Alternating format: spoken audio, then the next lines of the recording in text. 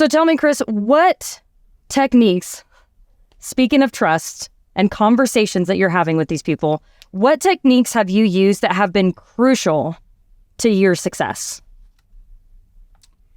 Well, and this goes back from my years as a banker.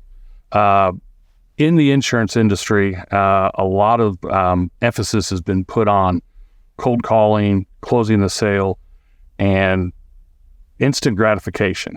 In the banking world, it is all about relationship building.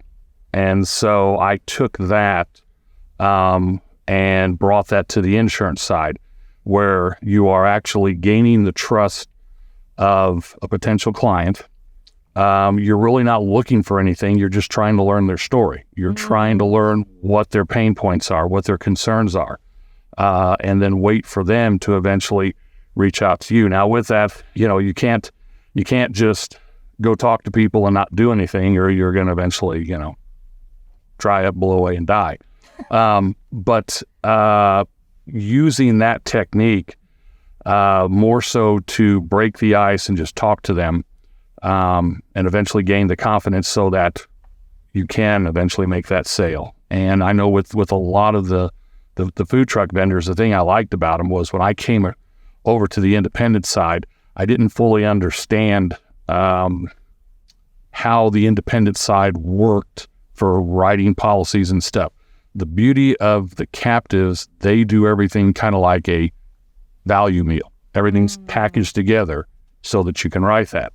On the independent side, everything is written a la carte, which means you have to understand the language of what you're trying to put in so that you can offer the correct coverage, and then take that with how many companies that we can offer.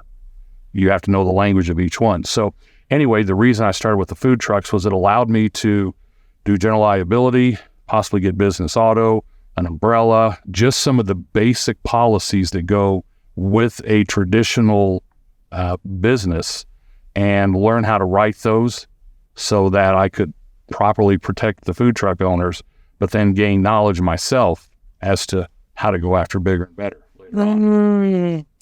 Wow, that's a great strategy because it's a win-win for both parties, right? Mm-hmm. You're making sure that they are absolutely fully taken care of. You already earned that trust, and you continue to earn that trust by building these policies a la carte, like what you were talking about. And you're growing your skills to get into commercial as well. I mean, that's... Yeah, I had a food truck vendor, and this is when stuff really started catapulting, who their business income, loss of business income is an endorsement that can be added. A lot of people don't think of, don't fully understand. Well, I had a food truck vendor who was had his truck at a dealership getting worked on. The truck was vandalized while it was at the dealership. Oh. So he was kind of in the proverbial rock and a hard place because he could not work because he needed his truck to be able to pull his trailer. And this was during COVID. So there was delays and stuff. His truck was going to be out for 6 weeks. He didn't know what he was going to do. Since I had put in the loss of business income endorsement on there, he was able to be reimbursed for lost income for those 6 weeks while he was waiting, aside from the fact that the truck was taken care of. And when he came back and started telling people about what had occurred, then the phone didn't stop ringing because people are like, do I have this type of coverage? What happens with this? So it's, again, it all comes back to understanding the business, putting proper coverages on, and then something happening where the coverages actually are in place and do what they're supposed to. You have a happy client, they tell people, and from there, things took off.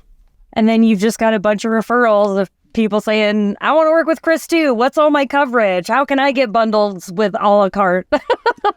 Yeah, just because most business owners understand that this is their livelihood. And they understand risk management, but they also understand what their limits of what they can handle. And so as the insurance specialist or whatever, you have to be able to come in through conversations, asking lots of questions, trying to figure out what that is so that they in turn know what policies or what coverages they can afford to buy, so that in the event something happens, they're not going to lose their business and their livelihood.